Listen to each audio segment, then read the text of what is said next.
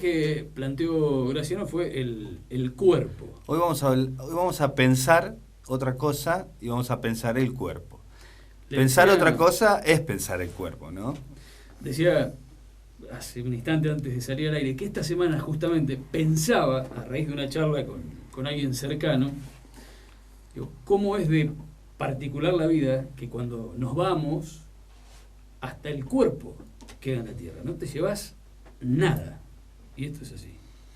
Bueno, eso es una buena manera de comenzar a pensar el cuerpo, ¿no? El cuerpo como un espacio de fuerza, de potencia, pero también de absoluta fragilidad. Eh, Nosotros por ahí creemos que somos fuertes y nada, una simple bacteria ingresa en el cuerpo o se aloja en alguna parte del cuerpo y nuestro cuerpo se empieza a descomponer y chao, ¿no? Eh, pero bueno, vamos a pensar el cuerpo y vamos a plantear algunas ideas, como hemos hecho el año pasado, por ahí elegimos algunas frases, algunos disparadores y de ahí se va desarrollando la charla. Este año en las charlas en la biblioteca, por ejemplo, hablamos de Spinoza. Spinoza tiene una frase muy hermosa referida al cuerpo, que dice: nadie sabe lo que puede un cuerpo. Y Deleuze, leyendo a Spinoza, también se pregunta: ¿qué puede un cuerpo? ¿Cuál es la potencia del cuerpo? ¿Hasta dónde podemos llegar? ¿No? ¿Hasta dónde podemos llegar con nuestro cuerpo? Y la pregunta por el cuerpo es una pregunta fundamental, porque deriva automáticamente en la pregunta de qué estamos hechos. Y automáticamente podemos pensar quiénes somos. ¿Somos un cuerpo? ¿Somos más que un cuerpo? Eh, ¿Yo y mi cuerpo somos lo mismo? ¿Sí? ¿Hay algo más que un cuerpo? ¿Y qué hace que seamos cuerpo? ¿Qué nos corporiza, digamos? Y eso son preguntas que uno puede empezar a desarrollar, a pensar, a hilar. Siguiendo, ¿no?, con estas preguntas, yo me preguntaba, por ejemplo, ¿somos cuerpo o tenemos cuerpo? Y eso que parece tan sutil, en realidad nos puede dar pistas, digamos, para empezar a pensarlo. Hay una cuestión en el medio de esto, que muchas veces se dice, bueno, como está tu espíritu, tu ánimo, repercute inmediatamente en tu cuerpo, o viceversa. Perfecto, mirá, tomando por ejemplo Aristóteles dice: todo lo que afecta al alma supone un cuerpo. Es decir, que, por ejemplo, cuando nuestro ánimo está afectado de tristeza, no hay una distancia entre esa afección de tristeza y lo que experimenta nuestro cuerpo, sino que simultáneamente, digamos que nuestro alma, vamos a ponerlo entre comillas, porque es un concepto polémico el de alma, del que vamos a hablar también ahora, ¿no? En el momento mismo que me afecto de tristeza, mi cuerpo responde a esa afección, ¿no? Se me nota en la cara, o cuando me enojo, o cuando estoy contento. Y no solo en la cara, sino en todo el cuerpo, ¿sí?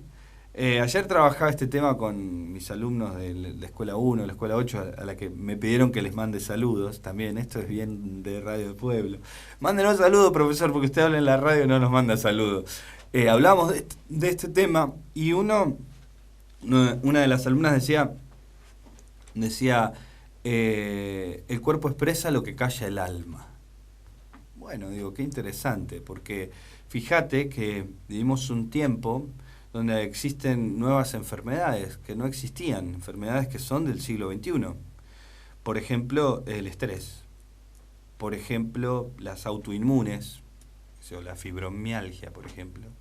Son enfermedades que no existían y que son el resultado de procesos psicológicos que afectan completamente nuestro cuerpo como sistema. Por ejemplo, el sistema digestivo o toda la estructura ósea, ¿no? En muchas enfermedades de los huesos que son producto de no, por ejemplo, de no hablar, de no expresar lo que nos pasa, de haber callado cosas. ¿Mm? Y esto es re complejo, pero es muy interesante para pensarlo, porque ahí es donde yo me pregunto, ¿qué es el cuerpo? ¿Una organización de un montón de sistemas que están integrados o es algo más? Por ejemplo, estuve hace poco en la charla que se dio en la biblioteca sobre alimentación consciente y salud intestinal, y se hablaba del intestino como segundo cerebro, ¿no? Y todo lo que comemos afecta nuestro ánimo. Entonces vos decías recién, ¿cómo es el tema? ¿Lo que afecta a nuestra alma afecta a nuestro cuerpo o lo que afecta a nuestro cuerpo afecta a nuestro ánimo? Y en realidad pasan las dos cosas. Aristóteles lo dijo esto hace 2500 años, pero podemos seguir pensando y podemos seguir sacando un montón de conclusiones de esto, ¿no? ¿Por qué nos alegra la comida? ¿Qué comida nos alegra? ¿Por qué nos sentimos a veces pesados? ¿Por qué nos sentimos mal? Porque también en esto, cómo alimento mi cuerpo, ¿sí? También tiene que ver con cómo me alimento, de qué me alimento, qué cosas dejo que entren en el cuerpo. Y hablo de mucho más que de sustancias alimenticias, ¿no? ¿Sí? Digo, ¿con qué cosas me nutro? Y ahí es donde yo me pregunto, ¿somos más que un cuerpo, que una serie de órganos integrados y de una estructura ósea? Es muy, muy interesante, y ahora hay mucho que está circulando sobre este tema del cuerpo, pero es importante pensarlo. Por ejemplo, ¿tenemos registro de nuestro cuerpo? ¿Somos conscientes en este mismo momento de todos los procesos que desarrolla nuestro cuerpo, de la circulación de nuestra sangre, de lo que están haciendo nuestros intestinos, nuestro estómago, de lo que las neuronas que se activan en el cerebro cuando escucho la voz de alguien? ¿Soy consciente de todo eso que me está pasando? ¿No? ¿O estoy tan automatizado que no tengo registro? Noto, por ejemplo, que muchas de las cosas que nos pasan nos afectan en el cuerpo, pero no lo tenemos registrado. Entonces, al no tener el registro, es mucho más difícil, voy a decirlo así, no sé si cabe, hacernos cuerpo, hacernos uno con nuestro cuerpo, ¿sí? ¿Cuándo me logro conectar conmigo mismo, con mi propio cuerpo?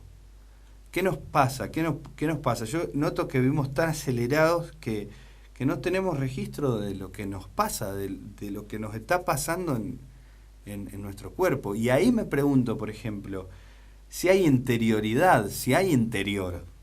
¿Hay un interior? Es decir, ¿hay un alma? ¿O el alma será alguna función cerebral que hace que piense que existe una interioridad y no hay interioridad? Bueno, no sé. Esto nos lleva, personalmente me despierta esta pregunta, digo, cuando uno muere, en realidad lo que muere es el cuerpo. Y es ahí esta parte, digo, si uno muere y se termina por esto de que puede ser una cuestión cognitiva lo del alma, o si realmente hay una cuestión ascendente a los cielos, etcétera, ¿no? Bueno, espectacular la pregunta, porque recién hablábamos de Aristóteles. Aristóteles plantea esto: todo lo que afecta al alma supone un cuerpo, ¿no? Pero su maestro fue Platón, y hay quienes dicen que todos los pensamientos o la historia del pensamiento se puede, digamos, como clasificar en dos grandes corrientes, una platónica y otra aristotélica. Platón dice que el alma es inmortal y divina, y que el cuerpo es mortal y humano. Y por lo tanto, el alma, digamos, vendría a ser una especie de... es lo que le da vida al cuerpo, pero trasciende al propio cuerpo. Y esta cuestión no solo está presente en Platón, sino que en realidad también está presente en la historia o en las doctrinas de absolutamente todas las religiones y culturas del mundo. Es muy, no creo que no existe una religión que no hable del alma, ¿no? Y esto es interesante porque ahí hay un saber humano construido culturalmente a lo largo de muchos siglos de historia y milenios incluso, que nos plantea esta incógnita de si cuando morimos existe algo más que solo este conjunto de vísceras y músculos y huesos, ¿no? Es decir, si lo que realmente nos da vida es una especie de algo etéreo, ¿no? Algo casi inmaterial. También hay una cuestión, digo, pasar por la vida o pensar que no hay nada más allá, con el cúmulo de emociones que algo genera, sería en vano. También puede ser la sensación con la que tenemos que vivir para hacer más llevadero nuestra estadía en la Tierra. Bueno, pero este tema preocupa también a la ciencia. Hay estudios científicos que plantean que nuestro cuerpo pierde 21 gramos al morir, como si algo se desprendiera. Bueno, es interesante, es misterioso y por lo tanto es atrapante la cuestión de si existe o no el alma y qué, digamos, función cumple. Bueno, puede ser el peso del cerebro en actividad, tal vez. Sí, la verdad es que yo no tengo ni idea de este tema como para ponerme a hablar así abiertamente, pero sí conozco que existen esos estudios y entiendo lo siguiente, que hay algo que nos anima, digamos, que nos da vida y que tiene mucho más que ver con las funciones orgánicas de nuestro cuerpo. O sea, yo creo que somos cuerpo y que el cuerpo además, y ahora como en una segunda, digamos, etapa voy a hablar de esto, pero es un territorio sagrado, ¿no? Pero volviendo a la cuestión del alma, digo, el alma es lo que nos anima, lo que nos da vida. Y hay una frase que cuando hablamos de San Agustín en las charlas de la biblioteca, uno de los participantes dijo algo hermoso, dijo, es el alma la que lleva el cuerpo. No es el cuerpo el que lleva el alma, sino el alma el que lleva el cuerpo. Y yo me quedé pensando en esto y digo, wow, porque, claro, si pensamos en el alma como la inteligencia, la voluntad, el ánimo, ¿no? Es cuando vos estás motivado, cuando vos tenés una meta, es el alma el que lleva el cuerpo, ¿no? O sea, es esa capacidad de pensar o de sentir o de querer la que anima, ¿no? La que nos mueve, la que mueve el cuerpo. Me pareció una intervención muy buena. Yo no recuerdo si la frase es de San Agustín o de quién, pero el alma lleva el cuerpo. Entonces, claro, a veces se necesita ese querer, ese sentir, ¿sí?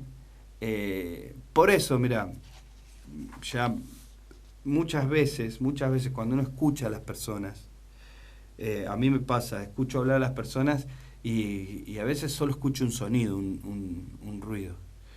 Pero cuando la palabra que está dicha por la persona está dicha con su cuerpo o desde el cuerpo, o esa palabra está corporizada, o sea, la persona no te está hablando de cualquier cosa, sino te está hablando de lo que lo atraviesa, de lo que lo hace sentir vivo. Entonces esa palabra toma cuerpo, ¿sí? Y esta es la magia también de la radio, ¿no? Toma cuerpo y te afecta a otro cuerpo, te toca, te alcanza, te atraviesa, incluso hasta puede ser hiriente. Cuando alguien dice algo enojado, no te está diciendo solo una palabra, te está manifestando con el cuerpo algo mucho más potente, ¿no? Jean-Luc Nancy, que es un filósofo francés, dice algo que es muy hermoso. Yo lo quiero leer porque es realmente hermoso. Él dice, el cuerpo no tiene un lugar, es el lugar, hace el lugar. El cuerpo es la voz que habla, la mano que escribe, es el aire en los pulmones, la lengua en la boca, los músculos del brazo, los nervios, la circulación de la sangre. El cuerpo es el lugar donde todo sucede. Y yo leí eso y digo, wow, qué capacidad, ¿no? Esto tienen los filósofos, la enorme capacidad de decir algo tan sencillo y a la vez tan profundo. El cuerpo es la voz que habla, la mano que escribe. Y pienso, cuando alguien, por ejemplo, está enojado y dice algo enojado, ¿por qué nos afecta tanto el ánimo? ¿Qué? Viste que como que te altera, cuando alguien te habla enojado te altera, no sé si les pasa a ustedes, pero porque te lo está diciendo con el cuerpo, te está buscando herir, digamos, ¿no? Por eso los artistas también, la enorme capacidad que tienen, por ejemplo, los actores, las actrices, para decir una palabra, pero decirla con todo el cuerpo, ponerle todo ahí, a la voz, al gesto. Y creo que es necesario esa conciencia de registrar lo que pasa cuando hablamos, por ejemplo, para no decir palabras vacías, porque vivimos en un mundo de palabras que no dicen nada.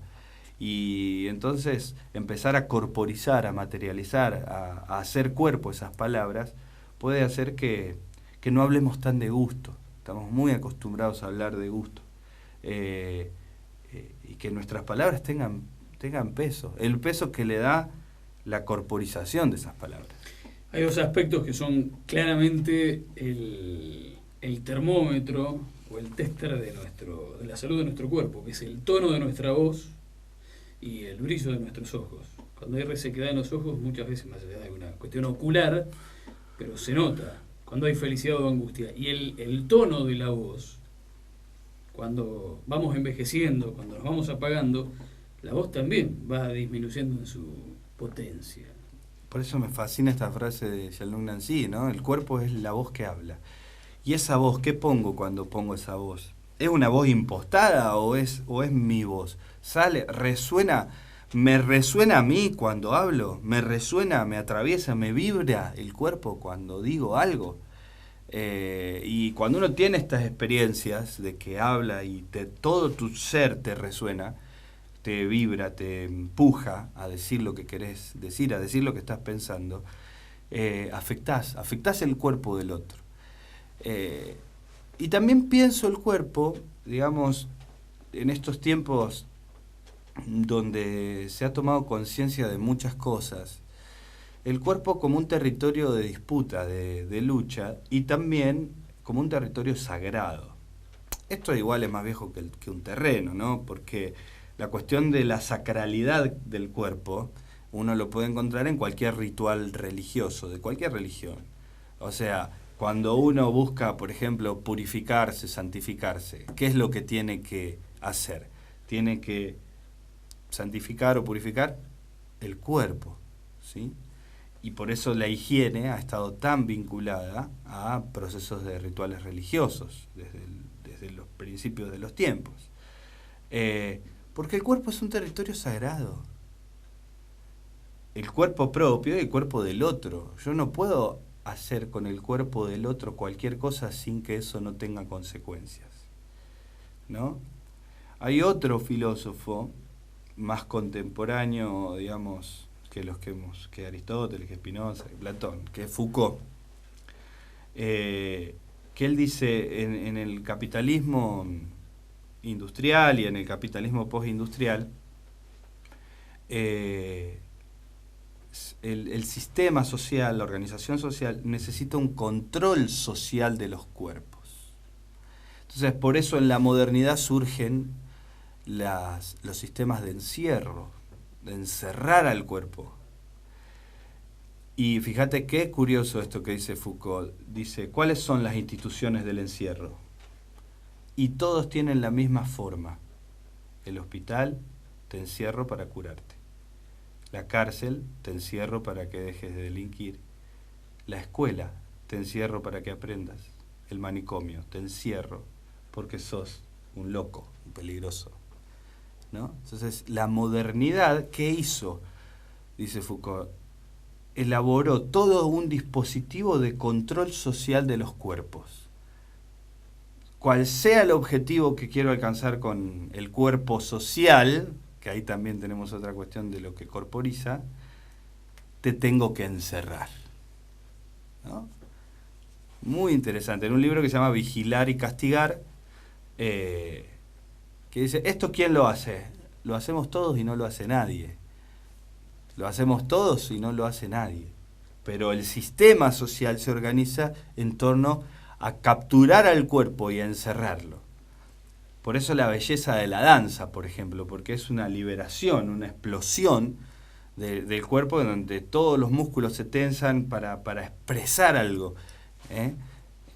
Oyéndote, justamente coincidiendo con un mensaje que llega, algo que te iba a plantear, que se me ocurre oyéndote, esto de que el alma puede ser un dispositivo neurológico, entre comillas, o una acción neurológica.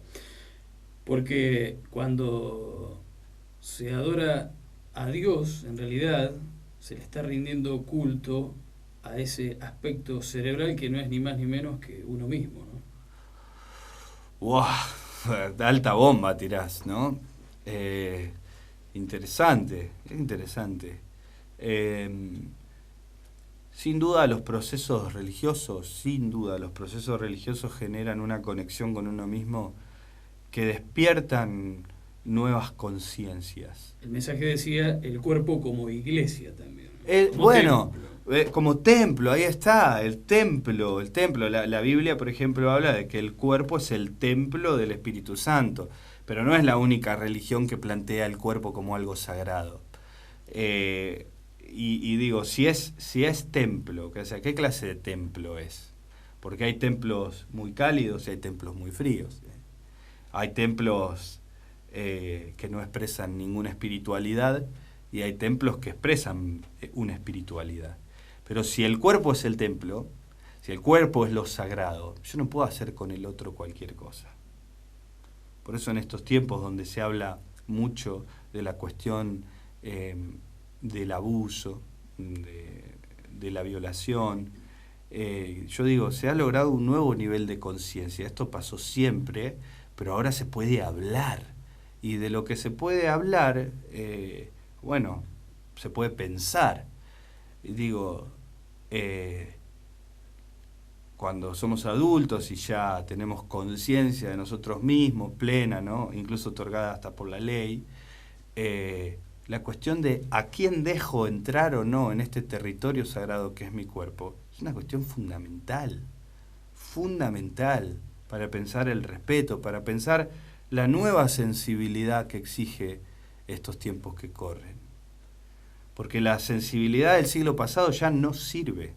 Hay una cuestión en todo esto, el quererse uno mismo, tan vigente lamentablemente como los abusos, los excesos al conducir. Jóvenes que mutilan, entre comillas, su cuerpo, producto de acciones que en este caso son nuestra propia responsabilidad. Los mayores, cuando conducimos alocadamente, digamos, las consecuencias que esas conductas a contramano de lo establecido nos provocan. Claro, por eso digo que si lo pensamos como algo que viene desde afuera de nosotros, y es medio alienante, o sea, está establecido, es así porque es así. Ahora, si yo lo pienso como algo que me afecta a mí, que afecta al otro y que nos afecta como cuerpo social, entonces ya es distinto, porque el nivel de conciencia que uno alcanza es otro. Es decir, elijo no conducir alcoholizado, primero porque lo elijo, porque no quiero hacerme daño ni hacerte daño. Es otra cosa totalmente distinta que no bebo porque me van a hacer una multa, digamos. Uno implica una moral totalmente autónoma, referida al cuidado de sí, al cuidado de los otros, y otro refiere a una moral totalmente heterónoma que si no hay policías controlando, bueno, hago lo que quiero, ¿no? Entonces, son dos planteos completamente distintos. Pero la cuestión del cuerpo implica sí o sí hablar de la cuestión del cuidado de sí, del cuidado del otro. En el medio de todo esto hay algo también propio de estos tiempos, que es la ablación de órganos y la posibilidad de que un cuerpo físico, tangible, pueda seguir vivo en otro cuerpo. Sí, bueno, ahí hay que pensar qué es el cuerpo. ¿no? Porque si el todo es más que la suma de las partes, ¿no? Entonces, si mi hígado le sirve a otro cuerpo para seguir viviendo, deja de ser mi hígado y se pasa a integrar como hígado de otro, ¿no? Entonces, por ejemplo, el cuidado de sí, el cuidado de mi cuerpo, de mis órganos, de mis vísceras, de mi corazón, de mis pulmones, puede generar más vida. Eso es impresionante. Eso es impresionante. Entonces, donar órganos es salvar vidas. Es mucho más que un eslogan de campaña, es una realidad que se puede, que hay testimonios de gente que ha logrado seguir viviendo. Y también esta pulsión o este impulso, esta pasión del cuerpo por seguir viviendo. El cuerpo lucha hasta donde le dan las fuerzas por seguir vivo. Cada cosa busca permanecer en su propio ser, dice Spinoza, ¿no? Tenemos ese impulso a querer seguir viviendo, porque hay algo, o sea, la vida no es cualquier cosa, ¿no? La vida no es... Hemos hablado de la muerte el año pasado. Bueno, tendremos que hacer un programa para hablar de la vida. ¿Qué es la vida? Porque no es cualquier cosa. Un cuerpo quiere seguir viviendo, ¿sí? Entonces, bueno, ¿cómo compongo yo relaciones conmigo mismo, con los demás, con el mundo, para que ese cuerpo no solo esté vivo, sino que viva mejor y que dé vida?